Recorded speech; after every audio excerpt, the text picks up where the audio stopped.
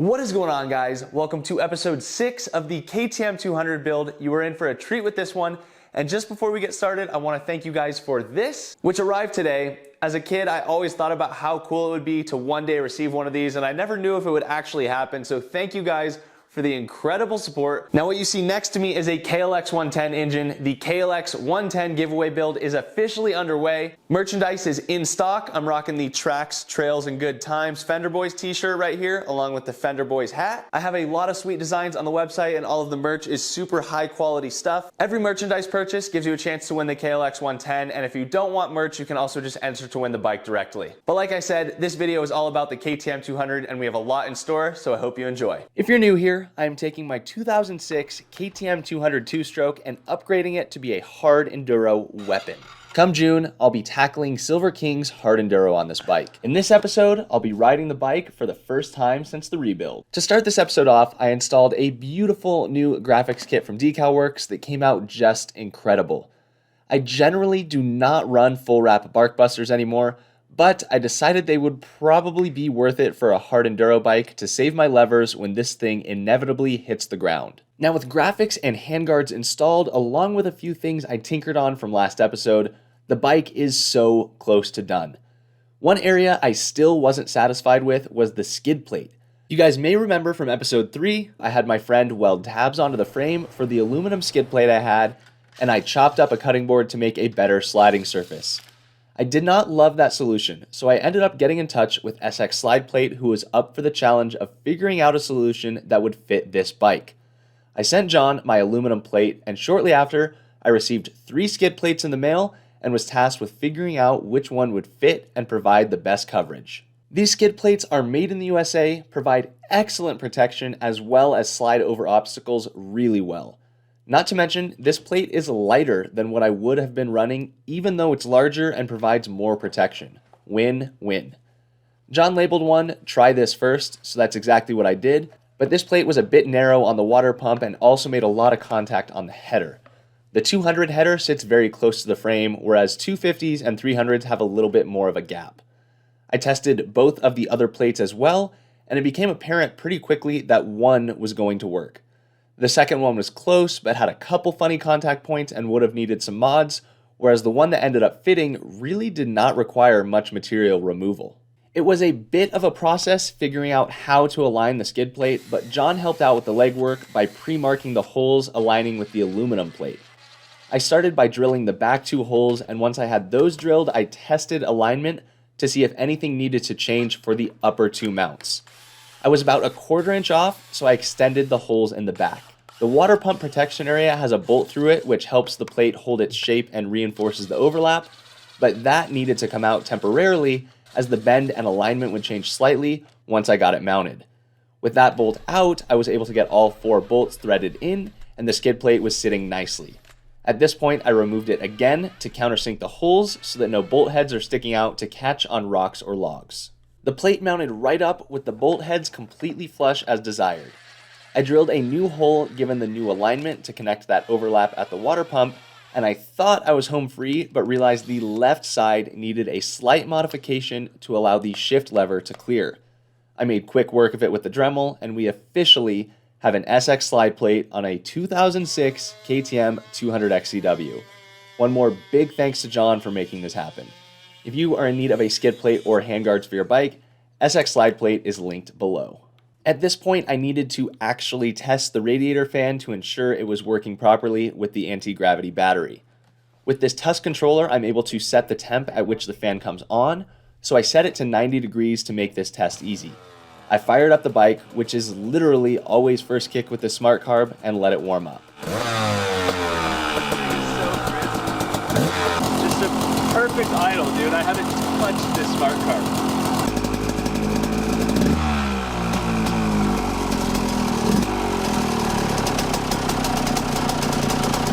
Check it out. Temp went over 90, which is where we set it to. And our fan is running. Beautiful. 200 is fully assembled, aside from a charging system on the battery. Let's take this thing around the block. It's such an easy pull, it actually feels like the clutch isn't working. It sure is. First cruise on the rebuilt 200. Suspension feels nice and flush, just what we want for ripping through the rocks. Oh my god, it's so smooth. It's crazy how linear and smooth the SmartCarb makes the power. I don't know if I feel like I need to make any adjustments right off the bat. I think this thing's ready to see some dirt. Despite still needing to figure out the charging system, the weather was perfect and Pipestone was rideable for the first time this winter. So Grant and I loaded up to meet Kyle out there and give the bike its first test since the rebuild. Needless to say, I was stoked. Hopefully it rides as good as it looks. First ride on the rebuilt 200. Woo, man, I gotta get used to this thing. Oh, it's got a little bit of a hesitation there. Interesting. Alright, we got something going on, man. I feel like that's probably likely that kink is causing a problem. The filter is just like the full length between the petcock and the carb. So the bike was drowning out as if it wasn't getting fuel, and I thought it might be related to the fact that the fuel line could be slightly kinked because this petcock and SmartCarb are only about 3 inches apart, and it is a tight fit with the fuel filter. I'm kind of surprised I didn't feel it riding down the block. I shortened the line and removed the end of the filter in hopes that it might solve the issue. As it turns out, I was looking in the wrong place. I think I figured it out. My choke's on. Let's see if that just solved the problem. It's hidden under the tank, dude.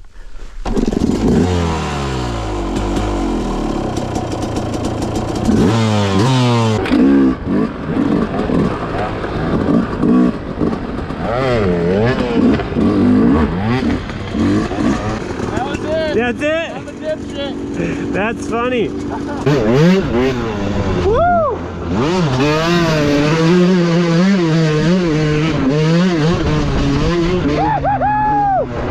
The 200 rips, baby! Let's go! This new Magura is so damn good.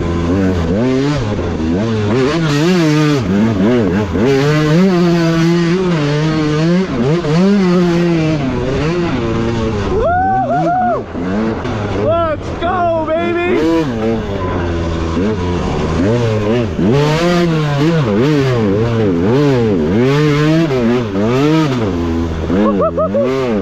Now we're into the fun. Well, we found some mud. Yeah. That was fun, though. That was fun. Got a mile there that was freaking solid. Freaking rips, dude. She rips. I'm gonna head back. Okay. Right here. Some fun stuff. Okay. Quick little rip, a good ride. Yeah. Second two-stroke you've ever ridden. She's smooth. Ooh, looks like we're doing a hill climb.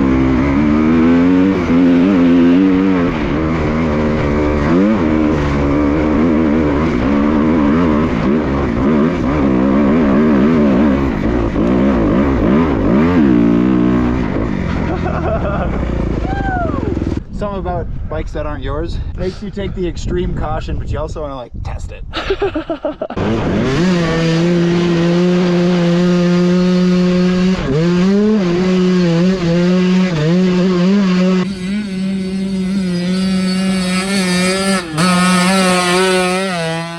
Pivot turn with a view.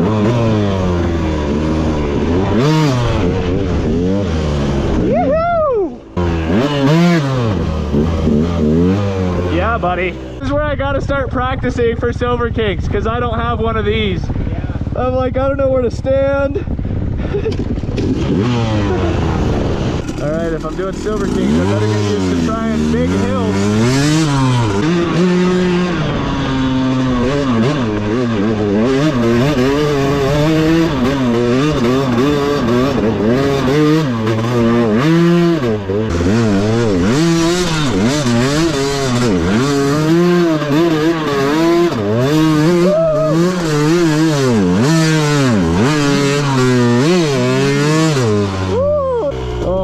it's so blown out right now too. Although I gotta be able to do stuff like this, no problem. If I'm gonna finish Silver Kings. The training starts now.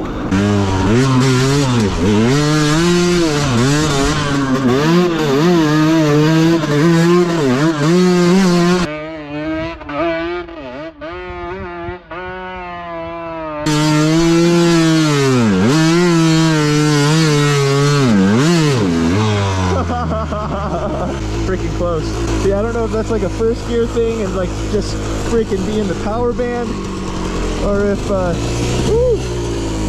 I should be trying to lug second. So different than the 4-stroke. Here's I'm stuck between a rock and a hard place. That fan is doing its job. Alrighty.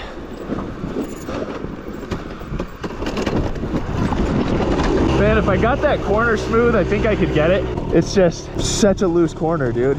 I wonder if I should try it just in screaming in first, because I've been hitting it in second.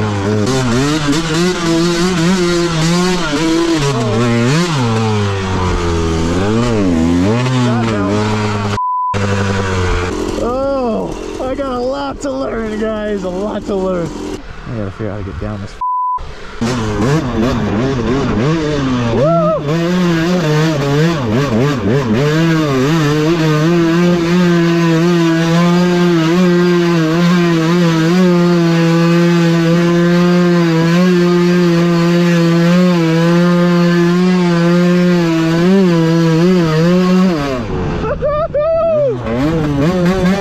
That thing is just wide open going 4 miles an hour.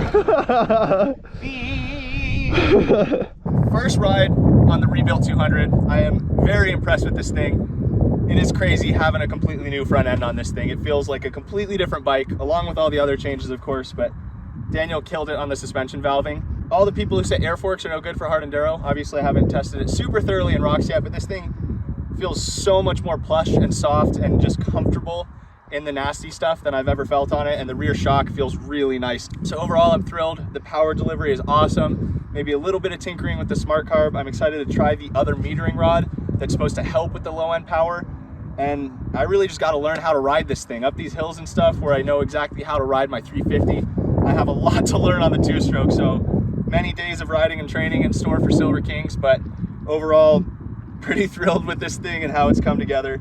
And it's been a solid first day. Excited to get more scratches on it. You looking dirty. Looking used. Yes, sir.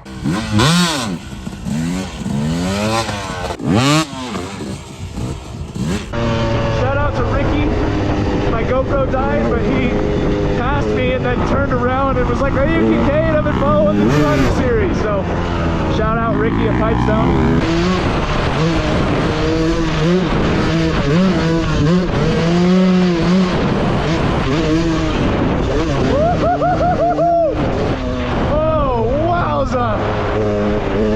That's how you test the suspension, baby. I think we bottomed that one. After a very successful first ride, one notable task remains, which is getting a charging system hooked up to the battery. While I got a few good comments in the last episode, I want to be sure I'm doing this right so I don't burn down my bike or cook my brand new anti-gravity battery. So I reached out to Morgan at Highland Cycles. You may be familiar with Morgan as he also has a YouTube channel, but if you're not, he is a wealth of knowledge and his channel is linked below. Thanks to Morgan generously helping me out with this project by not only giving me his time, but sending me the regulator rectifier free of charge in support of this project. And that part will arrive later this week, so I'll tackle that along with a couple other small changes before going to ride some hard enduro in the next video. Be sure to click that subscribe button if you would like to follow my journey to Silver Kings hard enduro, as the end of this build is really just the beginning. Again, if you're interested, I would really appreciate it if you pick up some merch or enter directly for a chance to win the KLX 110. It really supports the channel and the content I'm creating here. All those links are down below, and I'm actually flying out this Thursday to South Carolina to go race the Camp Coker GNCC on Jesse Ansley's KX450. I'm hugely grateful to Jesse for this opportunity, and I'm stoked to race a GNCC. I'll be racing Junior A, which is the 25 plus class, and I'm excited to see where a Montana boy stacks up down south. If you were at the GNCC, come say hello. I will leave you with the transformation of this KTM 200, and I'll see you guys next week.